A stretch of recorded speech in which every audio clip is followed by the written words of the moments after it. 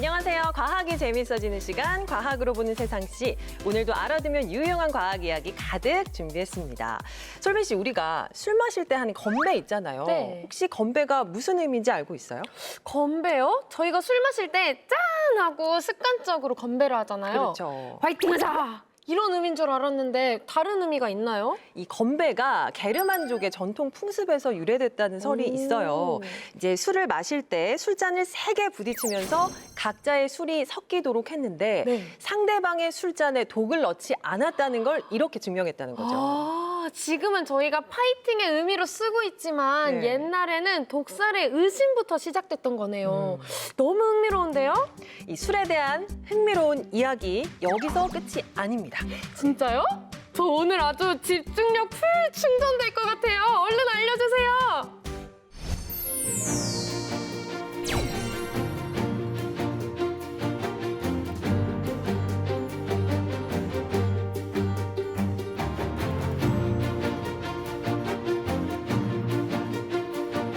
술은 인간보다 더 오래된 역사를 가지고 있죠.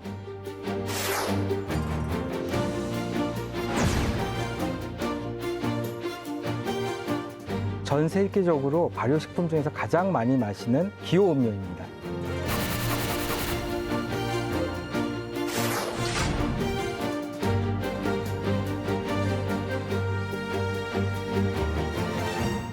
오늘은 많은 분들이 좋아하는 기호 음료죠. 술에 대해서 다양한 이야기 나눠보려고 합니다. 술의 역사와 과학에 대해서 전해주실 두 분 모셨는데요. 직접 소개 부탁드릴게요. 전통주 연구하는 농촌진흥청의 강희윤입니다. 반갑습니다. 반갑습니다. 와, 그리고요. 네, 안녕하세요. 술을 정말 좋아하는데 한편으로는 술을 잘 못 마시는 주류 인문학 그리고 주류 역사 그리고 트렌드를 연구하고 있는 명욱이라고 합니다. 반갑습니다. 예, 반갑습니다. 우리 인류의 역사에서 빠질 수 없는 역사 속에서 수많은 비화를 만들어낸 음료죠. 바로 술입니다. 그런데 술에 이 알코올이 얼마나 들어 있어야 술이라고 볼 수 있을지 박사님 일단은 술의 정의를 좀 내려주세요. 예. 우리나라에서는 주세법상 알코올 1% 이상이면 술로 정의하고 있는데요. 다만 의료용이나 아니면 그 미림과 같은 조미용 식품에 들어있는 술은 술로 하지 않습니다. 예. 다만 주정이라고 해갖고요. 95% 이상의 또 알코올이 있는데요. 그런 것들은 이제 술로 또 정의가 되고 있습니다. 알코올 1%라는 기준이 있었던 거네요. 참고하셔야겠습니다. 그러니까요. 예. 술이 인류의 역사에 참 많은 영향을 끼쳤다는 건 잘 알고 있는데 기원이 어디서부터 시작이 됐는지 이 부분도 궁금하거든요. 원숭이한테서 최초의 원숭이? 술이 시작됐다라는 얘기가 있더라고요. 이거 정말인가요? 예, 이제 동양에서는 원숭이 술이라고 먼저 보고요. 원숭이가 이제 겨울을 나기 위해서 참다래라는 열매가 있지 않습니까? 네. 이걸 저장해놔요. 그 안에서 시간을 들여서 발효가 저절로 된 거예요. 그래서 그걸 마셔보니까 맛이 좋고 하니까 이제 인간이 이거를 답습에 나갔다라는 설이 이제 동양에서 하나가 있고요. 네. 서양에서는 뭐냐? 당 자체와 수분이 함께 있는 게 있어요. 그러니까 과일도 있지만 그 자체가 당인 것 꿀이죠. 아, 네네네. 네. 그래서 벌꿀술을 최초의 또 술로 보기도 합니다. 벌꿀술. 벌꿀술이요. 예. 그걸 이제 영어로 미드라고 하는데 미드 같은 경우에는 그 부부가 이제 결혼하면은 한 달 동안 이 미드 벌꿀술만 마셔야 되는 그런 풍습이 중세 유럽에 있었었는데 어머. 그래서 한 달 동안 그 벌꿀술만 마신다 그래서 허니문이라는 단어가 여기서 이렇게 왔고요. 이어지는군요. 네. 이름이 여기서 나왔구나. 그리고 한 달 동안 그 벌꿀술만 마신다 그래서 이것이 한자로 또 뭐가 되냐면은 밀월 여행이 됩니다. 어머나 어머나. 그러니까 우리가 하는 밀월 여행 그 밀월 여행이 아니고 네. 원래는 벌꿀술을 마시는 그 기간이었다는 거죠. 아, 재밌네요. 시작부터. 이게 다 연결이 되는구나. 너무 신기하네요. 네. 저도 이제 술을 좋아하다 보니까 술에 대해서 공부를 계속 하고 있거든요. 네. 그런데 이 과실주가 술의 시초다라는 가설이 지배적이긴 하더라고요. 네. 이게 제 생각에는 문명 이전에 신이 인류에게 주신 정말 최초의 선물이 아닐까 싶어요. 그럼 이 과실주 이후에는 술이 어떻게 발전돼 왔을까요? 술은 보통 과실과 곡물로 많이 만드는데 이 과실과 곡물이 언제 시작됐느냐가 실은 술의 역사와 이어집니다. 그쵸, 이거를 보면은 1억 3천만 년 전부터 정도 봐요. 그러면 대표적인 과실주는 이제 포도주잖아요. 네, 포도주를 얘기할 때 가장 먼저 어디가 포도주가 발달했느냐 이 부분은 실은 되게 많은 그 주장들이 있는데 네. 최초의 유적지로 발견되는 곳은 조지아라는 동네예요. 기원전 6,000년 전에 포도를 가지고 발효한 항아리 흔적이 발견됩니다. 예, 크베브리라 그래가지고 여기에 보면은 그 약간 술을 마시고 와인을 마시고 약간 춤을 추던 인간의 모습이 나오기도 하고요. 그래서 약간 종교적 의미로 이렇게 포도주를 만든 건 아닌가라고 현재 보고 있죠. 네. 그래서 현재 이곳이 전 세계에서 가장 오래된 포도 와인 제조 유적지로 현재 보고 있습니다. 말씀하신 것처럼 와인 양조가 시작된 조지아 지역의 네. 와인 양조 법은 또 어땠을지도 궁금해요. 이 크레브리라고 하는 항아리를 갖고서 조지아에서는 이제 양조를 했다고 전해져 옵니다. 네. 예, 크레브리라는 항아리가 이제 달걀 모양의 항아리인데요. 거기에 이제 포도를 착즙을 한 다음에 포도즙하고 줄기나 씨 등을 우리가 차차라고 하는데 그 차차를 같이 넣고 발효를 했대요. 한 5개월에서 한 6개월 정도 밀봉한 상태에서 땅 속에다가 발효를 하다 보니까 이게 저절로 발효되고 숙성되고 하는 좋은 양질의 포도주를 얻는다는 것이 이제 조지아의 전통 양조법이었다고 합니다. 우리나라에서도 김치가 꽤나 중요한 전통적인 역할을 하고 있잖아요. 그럼 마찬가지로 이 크베블이라는 게 조지아 사람들에게도 꽤나 큰 역할을 하고 있을 것 같아요. 맞습니다. 그래서 굉장히 종교적인 좀 의미가 있고요. 이 와인을 빛나는 건 신의 영역이잖아요. 네. 그러니까 여기가 굉장히 신성한 공간이에요. 아무나 들어오질 못해요. 이것 관련해서는 정말로 그 전문적인 사람들만 들어갔고 그 굉장히 그 관리를 철저하게 했던 어떻게 보면 종교와 술이 굉장히 밀착되어진 그런 모습을 볼 수 있는 것이 바로 실은 이런 크베블의 문화이기도 하고요. 아, 뭔가 예전에는 이제 종교와 술이 좀 많이 밀접해 있었다라는 네. 걸 알 수가 있었는데 맞습니다. 와인만큼 또 사람들이 많이 마시는 어떻게 보면 국민 술이라고 할 수 있는 맥주 어떻게 시작이 됐을지 많은 분들이 궁금해하실 것 같습니다. 박사님, 최초의 맥주는 어떻게 시작이 된 거예요? 우리가 유추해 볼 수 있는 맥주의 제조법은 볼이나 밀들이 이렇게 물에 불어서 자연적으로 발효됐을 것을 우리가 마셨다고 하는 그런 얘기가 있고요. 네. 또 어떤 전해오는 얘기에서는 빵이 물에 젖어갖고 자연적으로 발효돼서 그것이 또 맥주처럼 느껴졌다고 하는 얘기도 있습니다. 이 볼이나 밀 자체가 이제 곡류고요. 그 곡류가 알코올로 만들어지는 데는 상당히 많은 일들이 필요한데요. 이게 자연적으로 된다라는 건 그만큼 공기 중에 우리가 쉽게 효모를 얻을 수 있었다고 보는 것이거든요.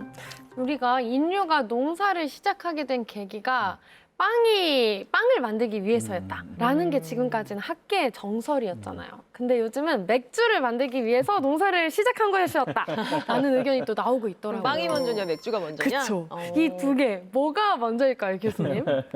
이게 그 우리가 구석기 시대와 신석기 시대를 나누는 그 기준점이 농업을 했느냐 아니면 수렵만 했느냐 그거잖아요. 네. 근데 이 아직 신석기 시대가 본격적으로 시작하지 않은 13,000년 전에 맥주 유적 흔적이 발견된 거예요. 스탠포드 대학의 이제 류리 대학 연구팀이 발견한 건데 여기 보면은 맥주가 등장합니다.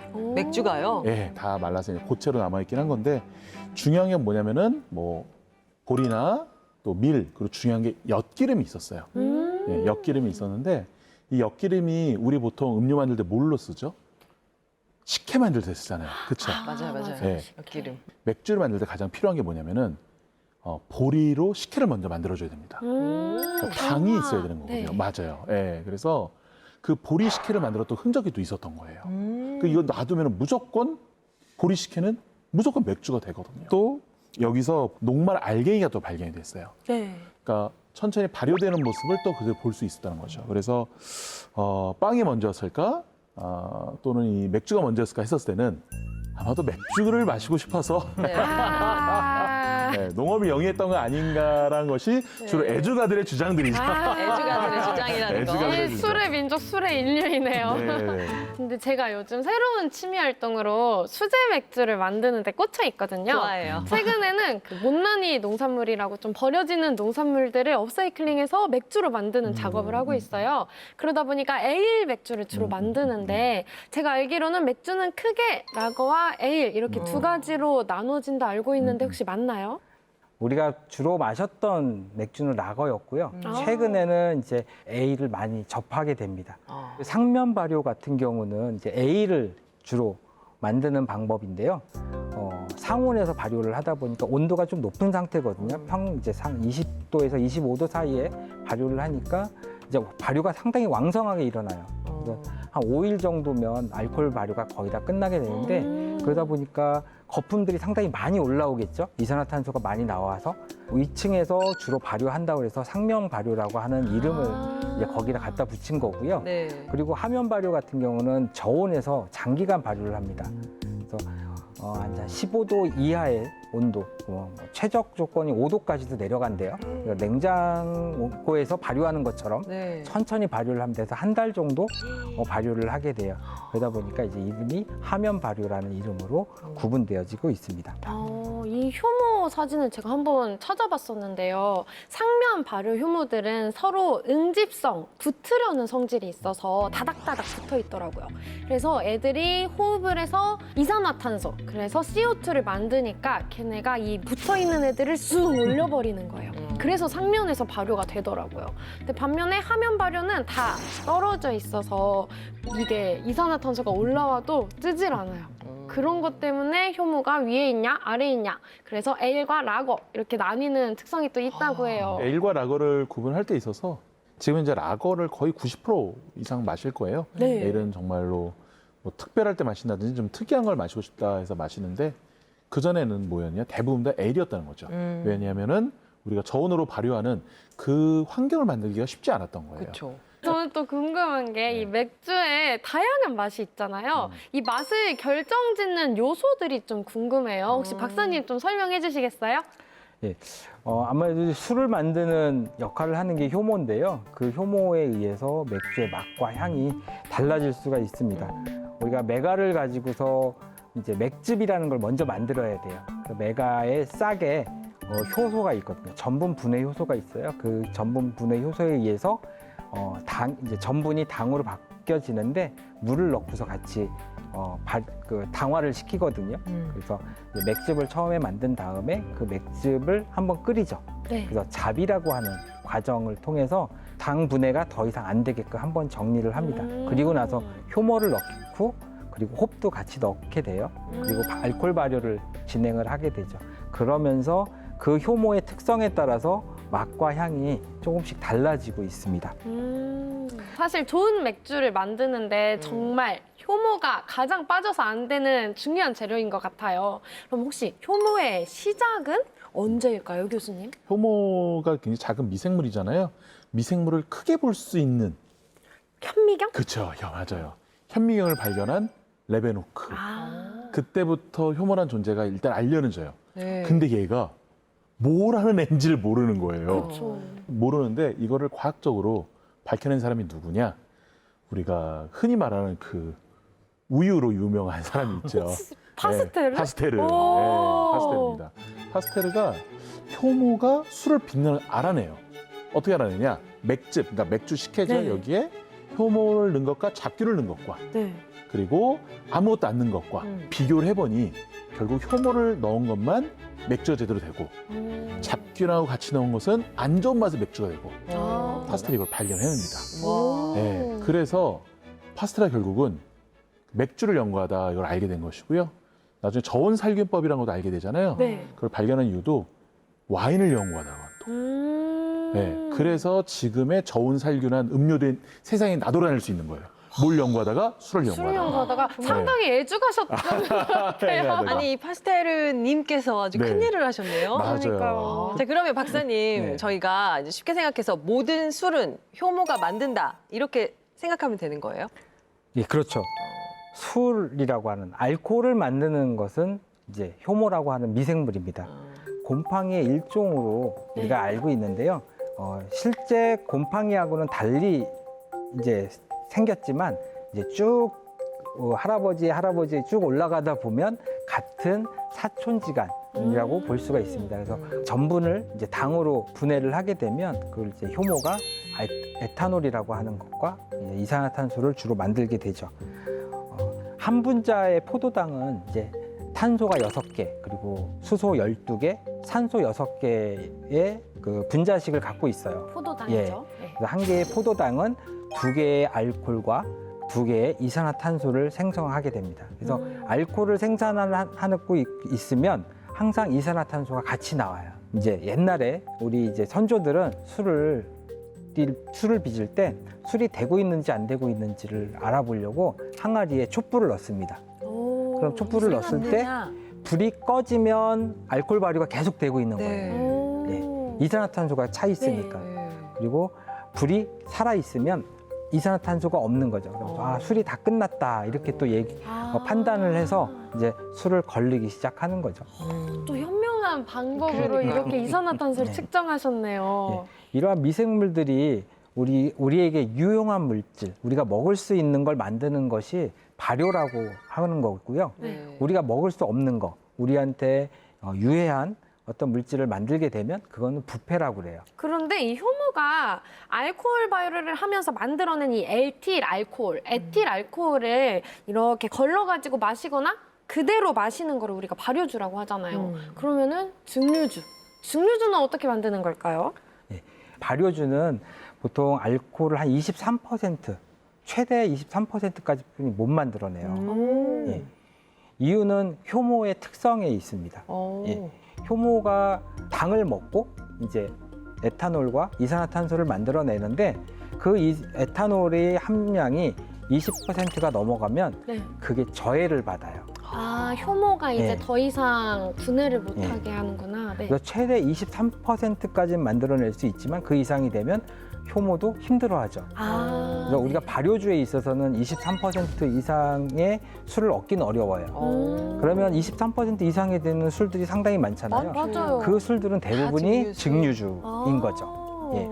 증류주는 에탄올과 물의 끓는 점 차이를 이용해서 우리가 얻을 수가 있습니다. 술을 끓여서 에탄올이 먼저 휘발돼요. 네. 기체로 만들어져서 날아가죠. 날아가는 기체를 우리가 다시 온도를 낮춰서 액화시킨 다음에 얻어내는 게 이제 우리가 증류주라고 할 수가 있어요. 네, 우리가 발효, 증류까지 이야기를 해봤어요. 다음 단계는 숙성이 나와야겠죠? 그렇죠. 자, 교수님, 술 숙성이란 개념은 언제부터 나왔을까요?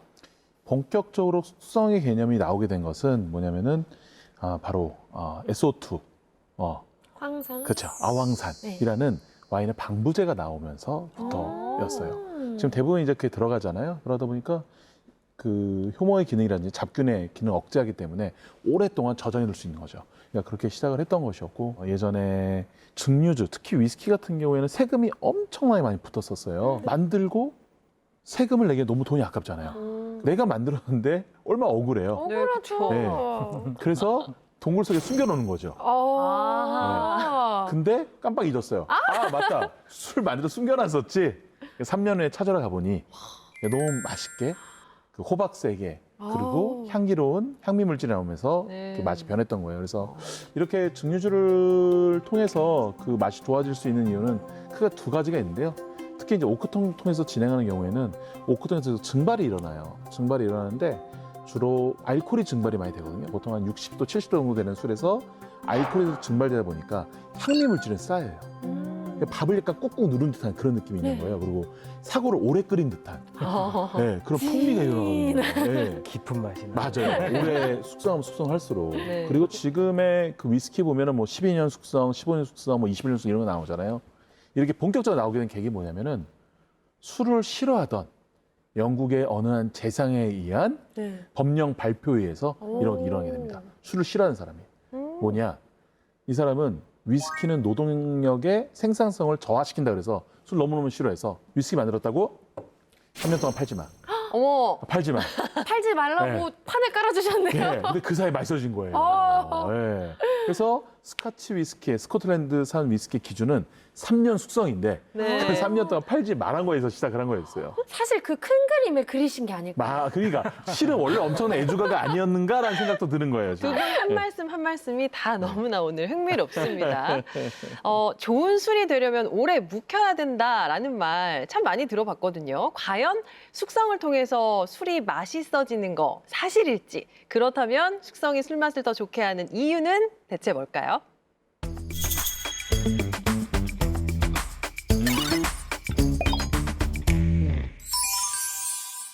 세상의 술은 어떻게 나눌 수 있을까요? 그게 발효주와 증류주로 나눌 수 있겠죠. 발효주는 말 그대로 발효를 한 것, 와인이라든지 막걸리, 청주, 맥주 등을 대표적으로 말할 수 있을 것입니다. 자, 그럼 증류주는 무엇인가? 증류주는요, 이 발효주를 증류한 거예요. 와인을 증류하면 브랜디가 되고요. 막걸리나 청주를 증류하면 전통소주, 또 맥주류를 증류하면요, 위스키와 또 유사한 술이 되죠. 자, 그렇다면 초기 맥주는 어떤 형태였을까요? 신기하게도요, 빵을 가지고 만들었습니다. 빵을 실수로 끓는 물에 떨어뜨리다 보니 이것이 나중에 달아지면서 마치 보리식혜, 빵식혜처럼 되면서 이것이 술이 되었다는 것이 대표적인 이야기입니다. 그래서 그 이집트의 이 고대 벽화를 보면요, 빵집하고 맥주 양조장하고 함께 운영합니다. 즉, 구우면 빵이고 끓이면 맥주가 된 것이죠. 근데요, 그거 아세요? 흥미로운 것이 이 빵으로 만드는 맥주 문화가 우리 곁에 있습니다. 이 빵 맥주는 고대 메소포타미아 문명이 시작하게 되는데요. 그것이 동유럽으로 넘어가요. 그 다음에 거기서 남은 호밀빵을 가지고 재료로 만들었습니다. 호밀빵을 물에 넣어서 끓이면은 그것이 맥주가 되는 것이었죠. 그것을 크바스라고 했는데요. 이것이 러시아에서 콜라 대신 마시는 무알콜 음료로 바뀌고 한국으로 들어옵니다. 그것이 뭐냐? 바로 보리 탄산음료예요. 즉, 우리가 마시는 보리 탄산음료는 실은 알고 보면 고대 빵 맥주에서 출발한 것이죠. 하지만 이러한 발효나 당화는 눈에 보이지 않는 것, 고대인들이 보기에는 너무나도 신기했고 또 신의 섭리라고 볼 수밖에 없는 신의 영역에서 일어나는 것이었습니다. 또 마시면 취하는 것도 있다 보니까 술을 마시면 접신한다는 의미에서 종교적 의미로도 술이 굉장히 많이 활용이 되죠. 자, 근데 맥주는 알코올 도수가 4도, 5도, 높아봐야 6도 정도로 좀 낮은 편이잖아요. 왜 낮을까요? 보리 자체가 당도가 낮기 때문에 높은 도수의 술이 나오기 어려운 편입니다. 즉, 칼로리도 낮은 편이죠.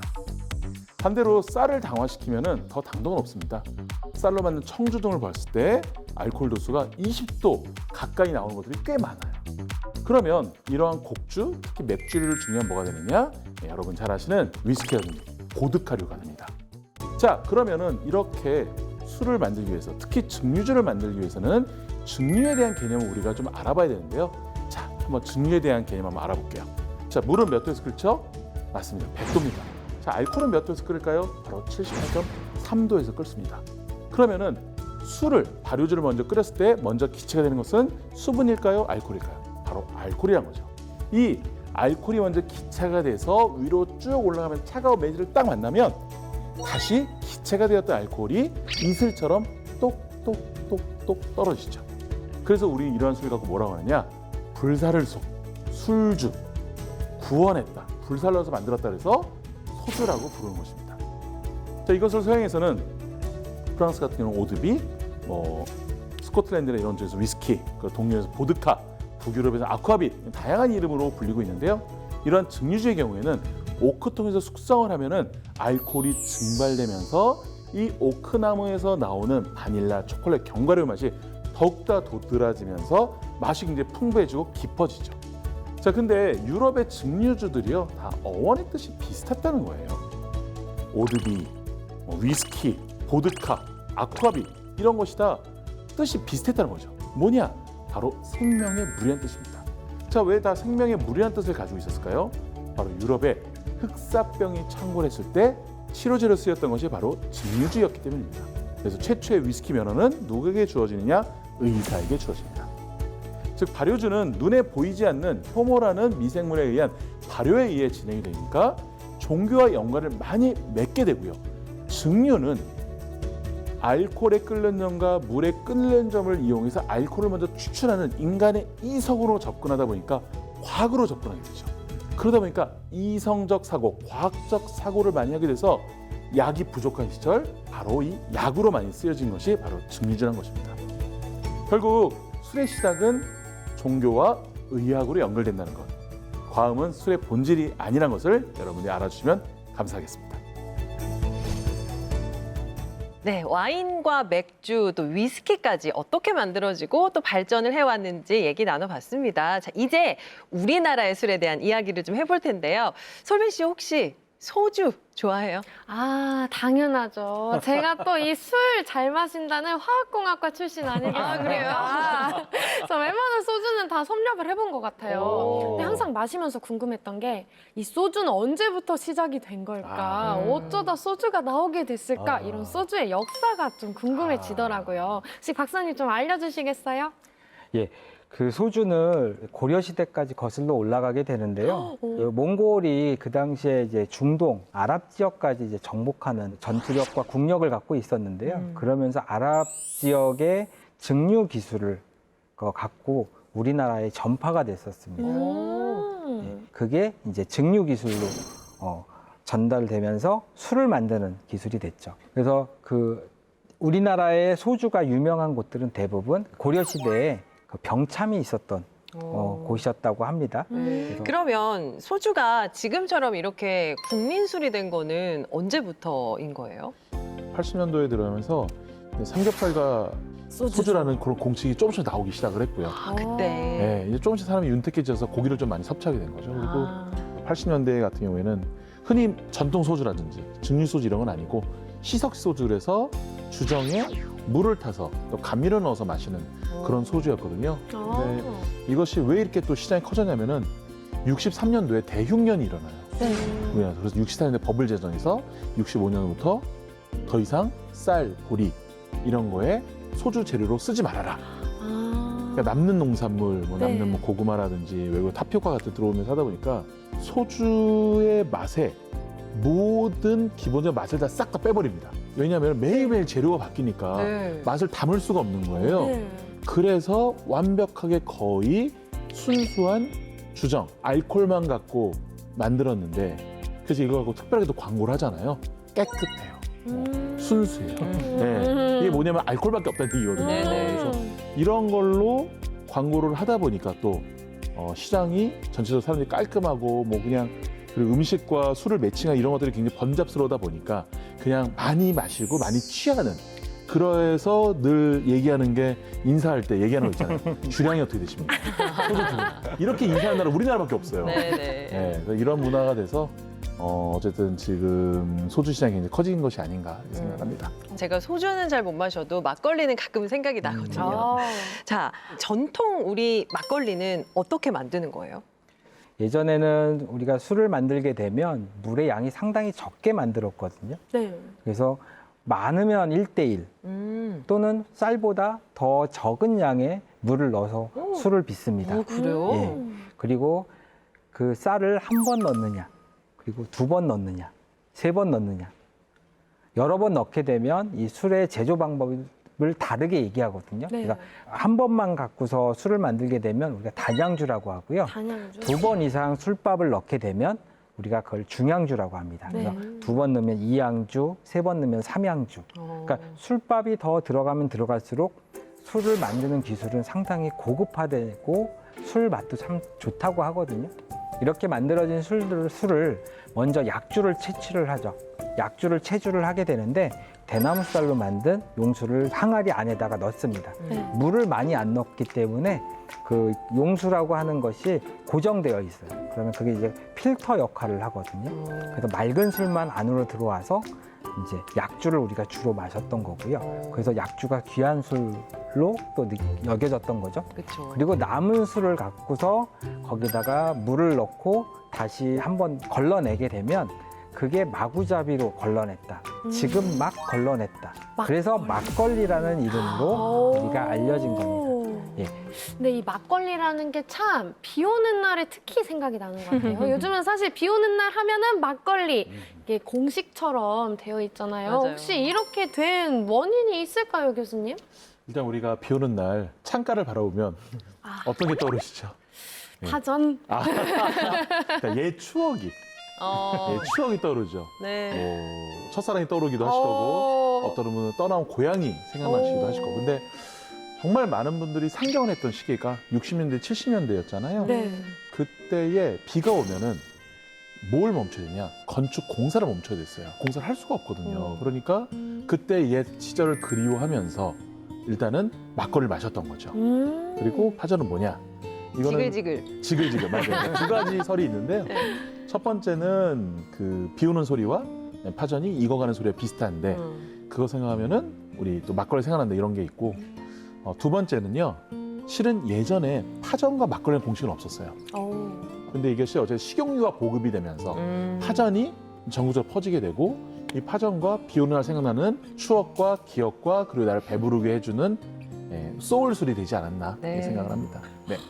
이 막걸리 안에도 우리의 역사가 고스란히 담겨 있었네요. 제가 이번에는 이 맥주가 아닌 전통주도 한번 양조를 해보고 싶다는 생각이 들었어요. 근데 이걸 어떻게 하는지를 정말 모르겠거든요. 저한테도 방법 좀 알려주세요.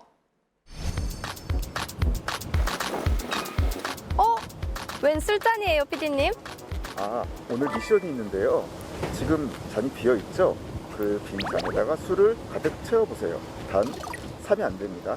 에이, 제가 마술사도 아니고 어떻게 없는 술을 채워요? 제가 힌트를 드릴게요. 여기서 술의 일꾼을 찾으세요. 술의 일꾼이요?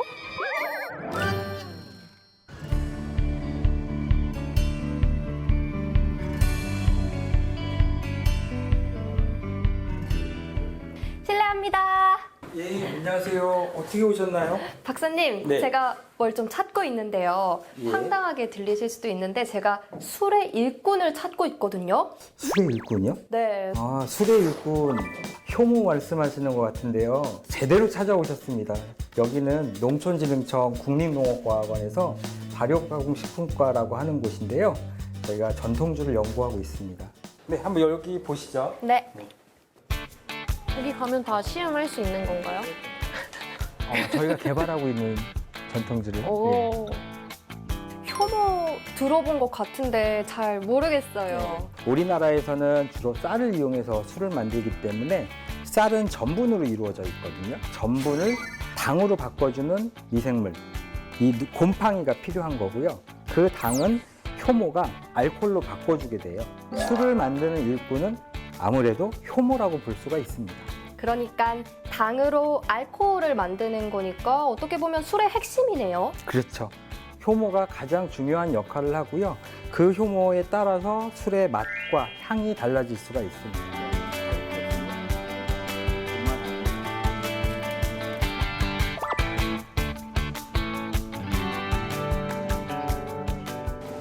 이게 눈에 보이시죠, 이제? 네. 미생물은 워낙 작아서요. 우리 눈으로 볼 수가 없어요.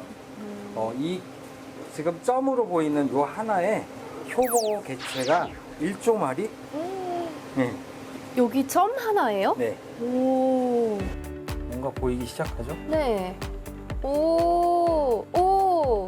하나의 딸세포라고 해요. 딸세포가 만들어져서 성장을 해서 나오는 거고 최근에 국내에서 연구를 통해서 개발한 효모 아니면 자연계로부터 분리한 효모를 상품화해서 제품으로 양조장에 보급하는 사업들이 많이 늘어나고 있고요. 그리고 양조장들도 스스로 효모를 찾아서 양조에 활용하고 있습니다. 박사님, 실은요, 제가 이 술잔을 가득 채우는 게 미션이었거든요. 근데 오늘 효모만 알아서는 이 술잔을 채울 수 없겠죠? 저희가 개발한 효모로 누룩을 빚고 계신 명인님이 계세요. 그분이라면 술잔을 가득 채울 수 있게 도와드릴 수 있을 것 같은데요. 정말요? 감사합니다, 박사님. 얼른 가요, 피디님.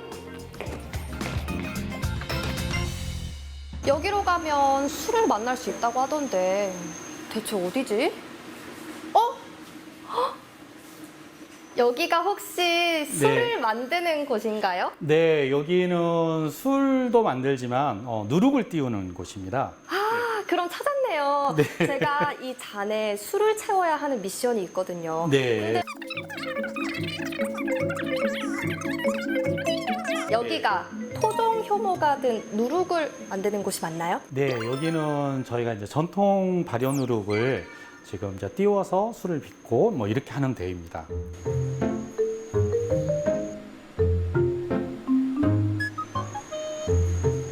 지금 만들고 계신 게 누룩이에요?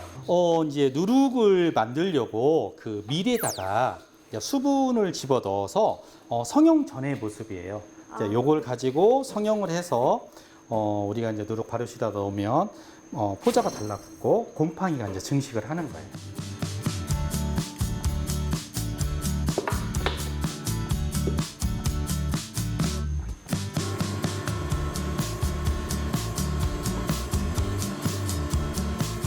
우와, 네, 이게 성형이 다 된 누룩의 모습입니다. 빵 모양 같기도 하고요. 네, 빵 모양 같기도 하고 도넛 모양 같기도 하는 거죠. 여기에서 우와. 이렇게 놓으면 됩니다. 와, 네. 여기 되게 더운데요? 네, 여기가 지금 계절로 따지면 한 8월 초 정도 될 거예요. 그래서 온도는 한 30도, 습도는 뭐 한 88%이 정도가 지금 될 거예요. 그러니까 여기는 지금 현재 발효실 자체가 계절이 뭐 6월 중순부터 한 9월 중순까지의 온습도의 변화를 그대로 갖다가 놓은 건데요. 그래서 계절이 계속 진행이 되는 그런 상태입니다.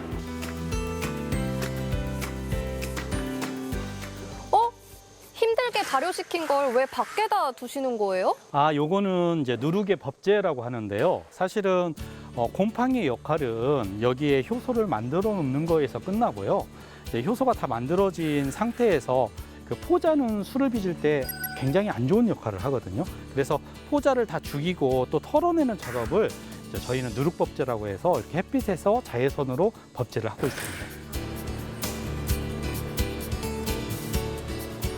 지금 제가 알던 그 술 향이 조금 나는 것 같은데요? 네, 수량이 많이 나죠. 원래는 이 발효실에 들어오면 이제 탄산가스가 가득 찬데 저희는 저온 발효를 하면서 좀 가실향이나 이런 것들도 많이 올라오거든요. 완성될 정도 그 시기가 되면 굉장히 과일향들이 많이 올라옵니다. 아, 이게 약간의 과일 향이 조금 묻어 있네요. 네.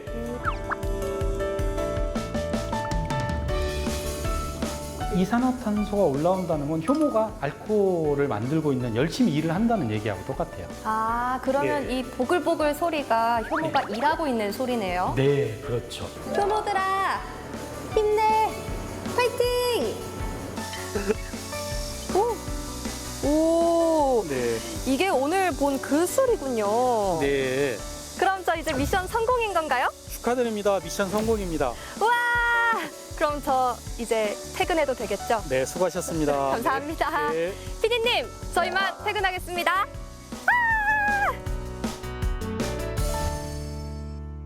술을 만드는데 없어서는 안 되는 효모와 이런 효모를 포집하는 역할을 하는 누룩. 솔직히 효모와 누룩이 어떤 관계인지 조금 헷갈렸었거든요. 맞아요. 오늘 제대로 배웠어요. 네.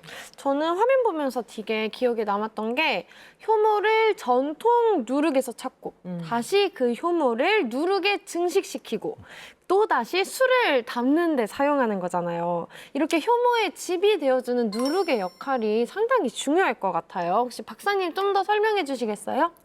포도와 같은 과실은 당으로 이루어져 있기 때문에 술을 만들 수가 있어요. 근데 이제 곡류의 경우에는 전분으로 이제 이루어져 있어서 직접적으로 효모가 술을 만들 수 없거든요. 네. 예, 그러다 보니까 전분을 당으로 바꿔주는 그러한 역할을 해야 되는데 그게 이제 누룩에서 당화형 곰팡이들을 증식시키는 역할들을 하죠. 그렇게 함으로써 이제 자연계에서 많이 있는 이러한 당화용 곰팡이나 양조용 효모들을 우리가 얻을 때 누룩을 이용해서 만들 수가 있습니다. 네. 이 누룩은 신비하게도 이제 전분을 당으로 바꿔주는 그러한 효소들을 많이 만들어내는 곰팡이들이 많이 증식되어 있는 상태죠. 그 당화 효소의 양과 그리고 효모가 알코올로 만드는 그 속도가 비슷하면 이제 만들어지는 당이 전부 다 이제 알코올로 가기 때문에 이제 단맛이 별로 없어요. 근데 당을 열심히 만들고 알코올을 안 만들게 되면 그 술은 약간 좀 단술이 돼요. 아.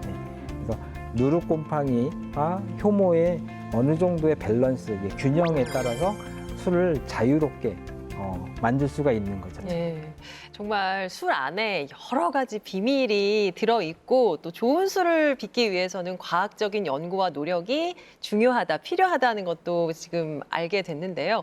솔빈 씨 혹시 이 술 말고 술 잔에도 과학이 숨어 있다는 얘기 들어봤어요? 당연하죠. 제가 사실 조주 기능사 자격증이 있거든요. 그랬어요?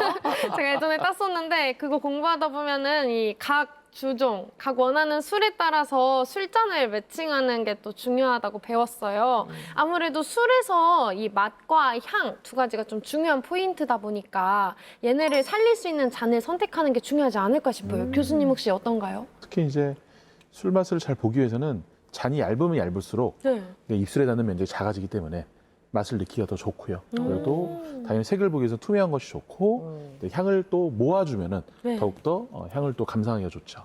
대표적인 것이 이제 와인잔 네. 이런 것들이고요. 우리가 기본적으로 마시는 이제 시석 소주 같은 경우에는 농산물의 맛과 향 이런 것들이 거의 없거든요. 그러니까 맛과 향을 별로 중시하지 않는 조그맣게 손이 닿지 않게 빨리 마실 수 있는 넓은 그리고 또 두꺼운 잔으로 만들었던 것이 이제 사실이고요. 또 자본의 논리가 숨겨진 또 잔도 있습니다. 자본이요? 이게 뭐냐면은 왜 기존에 우리가 그 샴페인 잔 하면은 대부분 다 이렇게 얇고 네. 긴 게 플룻 잔이라고 하거든요. 야시랑. 그렇죠. 굉장히 날씬한 잔. 근데 그 전에 뭐였냐? 그 좀 보울처럼 넓은 거였어요. 네. 이 보울처럼 넓은 잔을 왜 사용했냐면 이 샴페인을 기부인들이 좋아했는데 마시다 보니까 탄산이 빨리 안 날아가니 계속 흐림이 나오는 거예요. 곤란하죠. 네, 이건 내 품이 안 맞는다 그래서 탄산이 빨리 나가게 이 넓은 잔을 썼는데 이게 나중에 그 80년도 이후에 이 샴페인을 가지고 파티에서 많이 사용하는데 네. 이 파티에서 많이 넓은 잔을 사용하면은 파티용 테이블이라든지 또는 내가 들고 다닐 때 네. 많이 실지를 못하는 거예요. 예. 그게 뭐냐 얘가 얇아지고 작아진 거예요. 아우. 그래서 보통 효율을 더 중시하기 위해서 또 하다 보니까 얇다 보니까 탄산이 올라오는 게 잘 보이기도 해요. 예쁘잖아요. 그래서 그래서 얇은 잔이 되었다, 플룻 잔이 되었다 하는데 그래서 정말 샴페인을 좋아하고 즐기시는 분들은 이 플룻 잔, 얇은 잔보다는 오히려 살짝 보울이 있는 걸 더 좋아하십니다. 향을 즐기기가 좋아서요. 예. 어떤 이런 스토리도 있다. 네. 진짜 이 잔별로 이 용도와 쓰임이 다 다른 것 같아요. 근데 맥주잔은 저희가 따를 때 꼭 이렇게 기울여서 따르잖아요. 그렇죠. 혹시 이것도 과학적인 이유가 있을까요? 예. 우리가 맥주에서 나오는 이런 거품은 탄산가스에 의해서 만들어지는 건데요. 맥주의 원료인 보리, 단백질이 그 역할을 하고 있습니다. 거품을 만든다. 네, 거품을 유지하는. 아. 예, 탄산이 올라와도 바로 사라지지 않고 거품이 유지되는 것들은 보리의 단백질에 의해서 거품이 유지가 되는 거고요. 잔을 기울여서 따르게 되면 맥주가 잔에 닿는 면적이 커지다 보니까 충격 에너지가 크지가 않아요. 그래서 이 탄산을 계속 갖고 있을 수가 있고요. 세운 채로 우리가 술을 따르게 되면 떨어지는 부분이 잔에 부딪히는 부분이 표면적이 작다 보니까 탄산이 쉽게 날아갈 수가 있죠. 그래서 우리가 거품을 잃어버리지 않기 위해서 탄산을 잃어버리지 않기 위해서는 잔을 기울여서 표면적을 넓게 해서 따르는 거죠. 맥주를 잘 기울여서 잘 따라야 더 맛있었던 이유, 또 술마다 술잔이 왜 다 달랐는지 저희가 평소에 가지고 있던 궁금증이 아주 시원하게 해소가 됐습니다.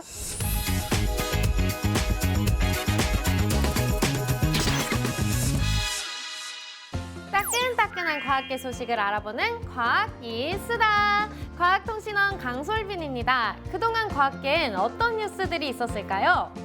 이 쓰다 첫 번째 소식입니다.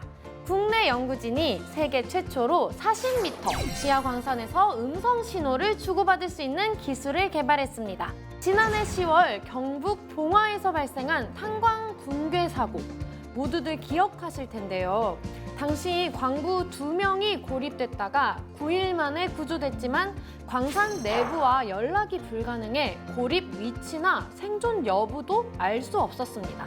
붕괴 사고가 나면 갱내 유선 통신이 끊기고 무선 전파도 지하까지 닿지 않기 때문인데요. 한국전자통신연구원은 이와 같은 문제를 해결할 지중 무선 통신 기술을 개발했습니다. 전파 대신 자기장을 이용하는 기술인데요. 어느 환경에서나 전파를 주고받을 수 있고 수십 미터에 이르는 기존 안테나를 1미터 크기로 줄였죠. 석회암 광산갱도에서 실험한 결과 안반층 40m를 뚫고 데이터 전송에 성공했는데요. 앞으로 지하 재난 현장에서 유용하게 쓰이길 기대해봅니다. 쓰다 두 번째 소식입니다. 미국 달 탐사 프로그램 아르테미스에 참여할 국내 과학 임무 탑재체가 미국으로 떠났다는 소식입니다. 아르테미스는 2028년까지 달 거주 유인 우주기지를 만드는 프로젝트입니다.